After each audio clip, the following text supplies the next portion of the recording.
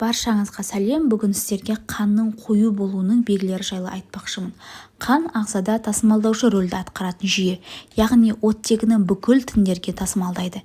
Егер қан қою болатын болса, майда тамырларға, яғни капиллярларға оттегі бармай қалады. Ал бұл аяқ астынан инсульт пен инфарктқа, яғни тромбозға әкелуі мүмкін. Бұлар ұзақ жылдар бойы баяу дамитын бомба десек те болады.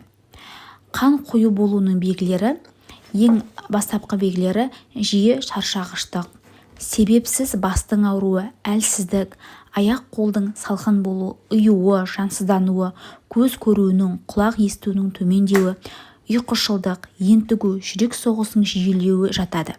Егер сізді осы аталған белгілер ұзақ уақыттан бері мазалап жүрсе, жалпы қан анализін тапсырғаныңыз абзал. Қанның қою болуына қауіп тобындағы адамдар, мына топтағы адамдар: жүректің ишемиялық ауруы бар адамдар, қан диабеті, семіздік және инсульт алған адамдар жатады. Және артериялық қысымы бар адамдар. Бұл топтағы адамдар әр 3 ай сайын анализ тапсырғаны абзал.